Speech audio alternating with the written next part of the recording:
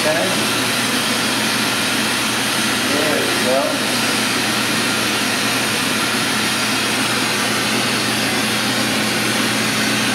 Okay.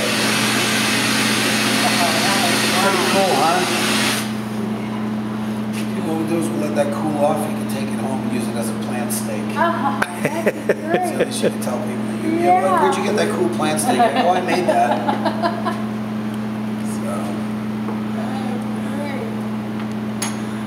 So instead of me doing it, I figured it'd be a lot better having you do it. Oh yeah, that is wow.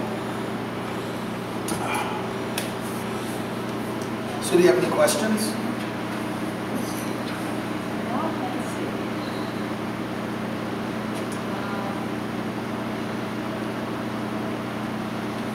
Are you running a movie right now? Uh-huh.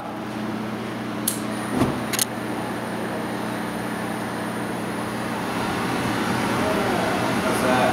Yeah. It's Don't forget to get my messy bench.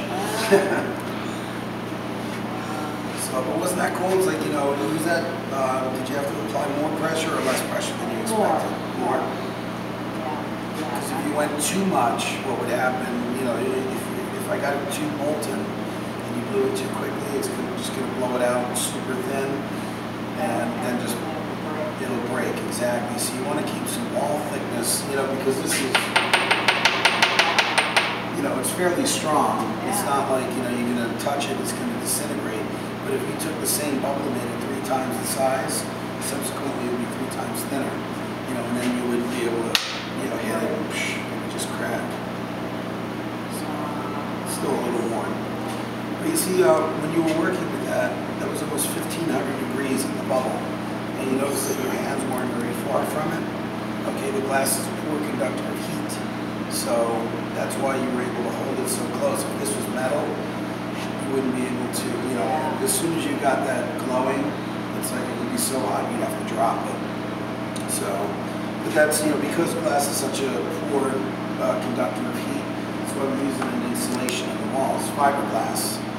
Okay, so that's the thing, it's you can heat it up over here, it'll never transfer through, and that's how we can keep 70-degree temperatures inside when it's 0 degrees outside is because of glass.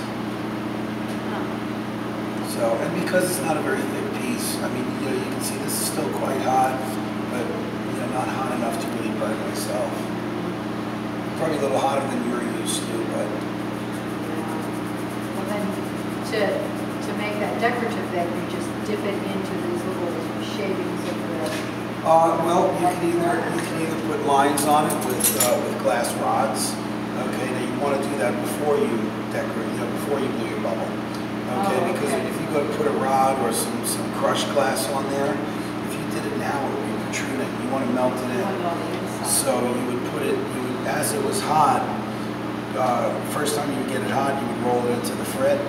Okay, then melt it in really good, and then you blow your bubble.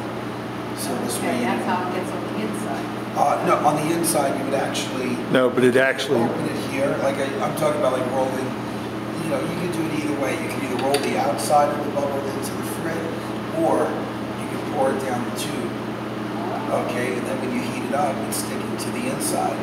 And on clear glass, if you notice, like the wall thickness on that. Okay, the thing is, if you have all of your stuff on the inside, you're looking at it through a layer of glass, which provides some magnification.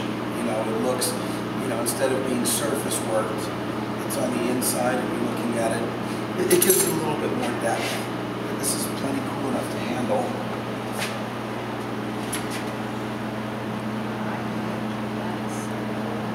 Bet you didn't expect to do that today, huh? No, I did not. I did not. I didn't get your name. Oh, my name is Tom. Hi, Tom. Good. So you from around here? We're from Oakmont. You know where that is. We'll. It's a little over an hour to get here. Oh. So, Yeah. It was worth your trip. Oh yeah. Yeah.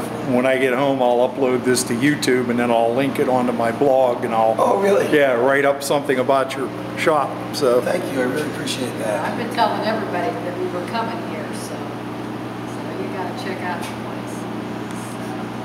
fantastic. Was there anything else I could show you? Or?